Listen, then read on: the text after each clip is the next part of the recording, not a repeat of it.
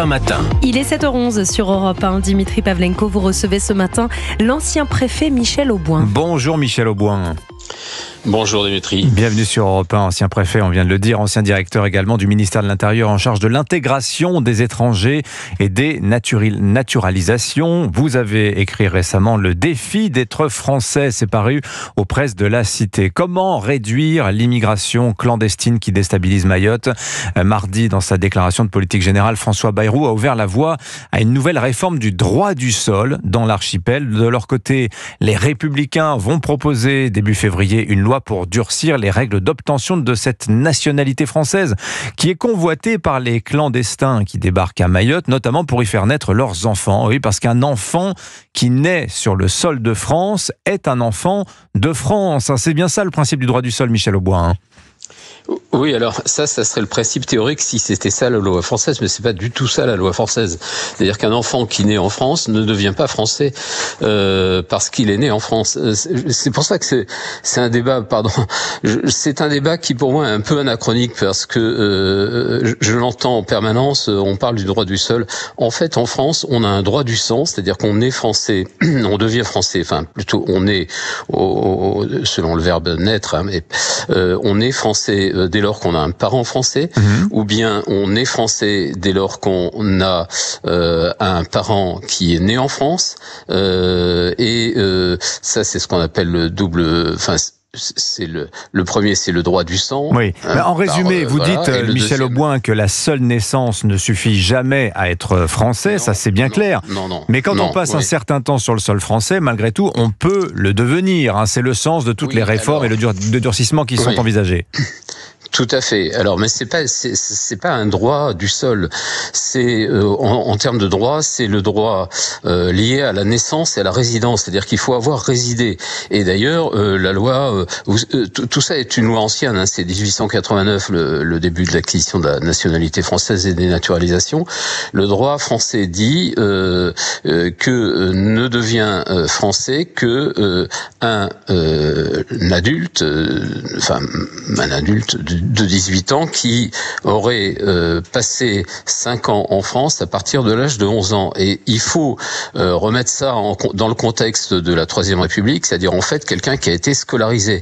Parce qu'on estime, et ça c'est justifié, que un enfant qui a été scolarisé pendant 5 années minimum en France, de façon continue, est appelé à devenir français. On comprend bien la logique. Oui. Il a été scolarisé, donc il a appris à être français, donc il devient français.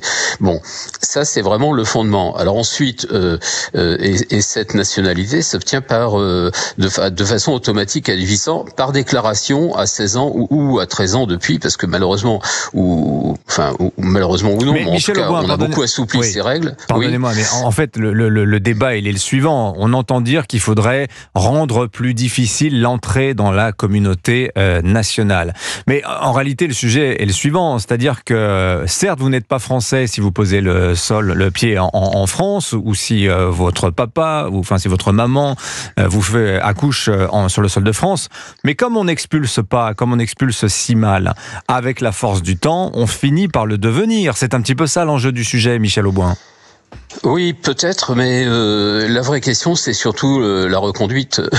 C'est ça. La reconduite à la frontière, c'est pas tellement le fait de faire devenir français, parce qu'après tout, si un enfant né en France a passé en France de sa naissance jusqu'à 16 ans, a été scolarisé dans une école française, il n'y a pas tellement de raisons qu'il ne devienne pas français. D'ailleurs, ces principes qui valent à Mayotte, avec un petit modulo d'application, sont les mêmes que ceux qui valent en métropole et partout sur les territoires de la France. Ce qui pose d'ailleurs un autre problème, qui est pourquoi on ferait une exception à Mayotte qu'on ferait pas en Nouvelle-Calédonie, aux Antilles ou dans le nord de la France. Donc on a quand même une difficulté. Moi je pense que c'est un faux problème parce que vous voyez bien que des mères de famille accouchent à Mayotte. Elles accouchent à Mayotte d'abord parce que c'est la maternité de toute la zone.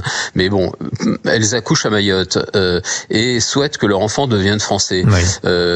Et par conséquent, elles pourraient le devenir aussi.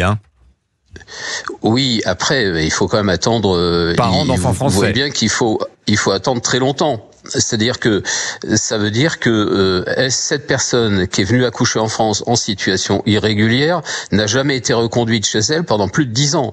Et c'est ça le fond du problème. C'est-à-dire que si évidemment tout le monde s'installe et personne n'est jamais reconduit, c'est sûr qu'à la fin tout le monde devient français, quoi. Ouais. Mais je pense pas que ça soit un préalable, la nationalité française, à cette question. Et quelles seraient les conséquences concrètement de la suppression du droit du sol? Parce que c'est bien cela qui est envisagé alors par le Rassemblement national.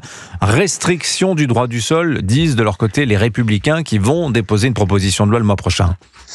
On a déjà modifié en 2018 cette possibilité de transmettre ou de faire naître la nationalité française en obligeant les femmes qui accouchent en France à avoir au moins 3 mois de séjour avant la naissance. C'est-à-dire qu'en fait, c'est pas des femmes qui arrivent, qui accouchent et qui aussitôt génèrent ce droit. Bon, c'est la seule distorsion qu'on a apportée au droit. C'est difficile de faire mieux. Le fond du problème des fraudes, c'était pas celui-là. Et c'est pour ça que ça m'étonne toujours que les parlementaires restent sur ce sujet.